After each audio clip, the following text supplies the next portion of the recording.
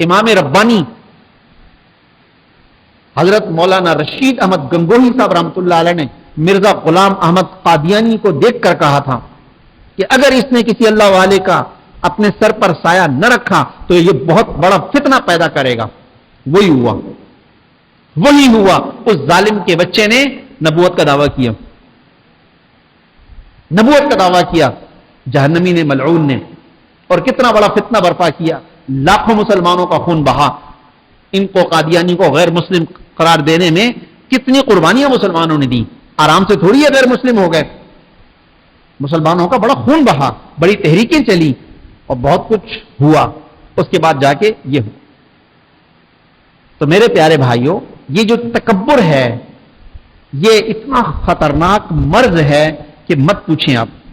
بڑی بڑی عبادات والے جنہوں نے اپنی اصلاح نہ کروائی، یقین جانیے اس تکبر کے ایٹم بم، دنیا کا ایٹم بم ہیروشیما ناگاساکی پر مارا تھا امریکہ نے، آج تک اس سرزمین پہ ہریالی نہیں ہے اور وہاں کے بچے اپاہج لولہے لنگڑے پیدا ہوتے ہیں اس کے اثرات کی وجہ سے. اور جب یہ تکبر کا ایٹم بم کسی کے ایمان پہ پڑتا ہے، یقین جانیے ایمان بھی بھسم ہو جاتا ہے، ایمان بھی ختم ہو جاتا ہے بعض اوقات. ہم اس کو تو معمولی سمجھتے ہیں، کیا کون سی ایسی بات ہے. تکبر کیا ہے؟ بطر الحق و غمت الناس. دو ہی جز ہیں، دو جز. بطر الحق و غمت الناس. حق بات کا انکار کرنا، حق بات کو تسلیم نہ کرنا. سارے علماء کہتے ہیں، چاروں ائمہ کا اتفاق ہے، ایک مٹھی داڑھی ٹھڈی کے نیچے دائیں سے رکھنا، بائیں سے رکھنا، یہاں سے رکھنا واجب ہے. ٹھیک، چاول برابر کم کرنا حرام ہے. یہ کہتے ہیں نہیں، کوئی ضرورت نہیں ہے، اتنی ہونی چاہیے کہ بس وہاں سے نظر آ جائے. تو یہ حق بات کا انکار کر رہا ہے. شرعی پردہ فرض ہے، یہ کہتا ہے نہیں، دل پاک ہونا چاہیے، نظر پاک ہونی چاہیے، چہرے سے نقاب لگانے سے کچھ نہیں ہوتا. تو یہ حق بات کا انکار کر رہا ہے. کوئی بھی دینی مسئلہ ہے، ارے چھوڑو مفتیوں کو نہیں پتا، مفتیوں کو اس چیز کا، میں اس مفتی کی بات کو نہیں مانتا ہوں. مفتی کون ہوتا ہے؟ بات بتانے والا. بھائی باتیں تو بن چکی، مفتی تو صرف بات کو بتا دیتا ہے. آپ نے تحریر کر کے لکھا کہ یہ مسئلہ ہے، اس نے نیچے جواب دے دیا آپ کو قرآن و حدیث کی روشنی میں کہ یہ مسئلہ ایسا نہیں ایسا ہے. ہم کہتے ہیں ہم اس فتوے کو نہیں مانتے، تو یہ بطر الحق تو ہے. اور کیا ہے؟ حق بات کا انکار کرنا. جی میں نہیں مانتا اس کو، حق بات.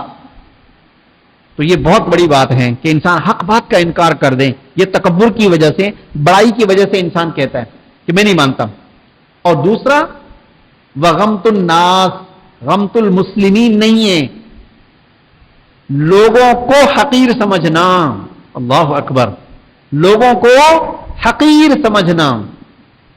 غمت المسلمین نہیں، مسلمانوں کو نہیں، لوگوں کو. سب آ گئے، کافر بھی آ گئے. لوگوں کو حقیر سمجھنا. جناب تاتاریوں کا فتنہ کتنا زبردست فتنہ تھا ظالموں کا، کس طرح مسلمانوں کو گاجر اور مولی کی طرح ذبح کر دیا. ان ظالموں نے اتنا مسلمانوں کا خون بہا، اتنا خون بہا. محدثین حدیث بیان کرنے والوں کی گردنوں کا انہوں نے ایک مینار بنایا. اس پوری گردنوں کے اندر غیر محدث کی کوئی گردن نہیں تھی، سارے محدث تھے. اور 60 ہاتھ اونچا اس نے مینار بنایا تاتاریوں نے. دریائے دجلہ کئی مہینوں تک سرخ اور لال چلتا رہا، کئی مہینوں تک کالا چلتا رہا. مسلمانوں کے کتب خانوں کو انہوں نے سارا انڈیل دیا، سیاہی کی وجہ سے کالا ہو گیا، مسلمانوں کے خون کی وجہ سے کالا ہو گیا. اتنا زیادہ پوری تاریخ کے اندر. ایک مورخ حافظ ابن کثیر رحمۃ اللہ علیہ جب تاریخ لکھنے بیٹھے تو کہنے لگے کاش کہ میری ماں نے مجھے جنا ہی نہ ہوتا کہ یہ تاریخ میں مسلمانوں کی لکھتا کہ تاتاریوں نے مسلمانوں کے ساتھ یہ ظلم کیا ہے. ایسا ظلم کہ آدمی پڑھے نا تو کانپ جائے. ایسی ظلم کی کہانی ہے مسلمانوں کے ساتھ انہوں نے کیا. اور آخر میں ان کا جو بادشاہ تھا اس نے یہ اپنے باقاعدہ آرڈر جاری کیا، کوئی مسلمان ہماری حکومت میں نہیں رہ سکتا، کوئی یہاں حدود میں آئے گا ذلیل کر کے قتل کر دیا جائے گا. ایمان تو ایمان ہے نا. بہرحال اپنے ملک سے اس نے سب ختم کر دیا. شکار کے لیے نکلا، وزیر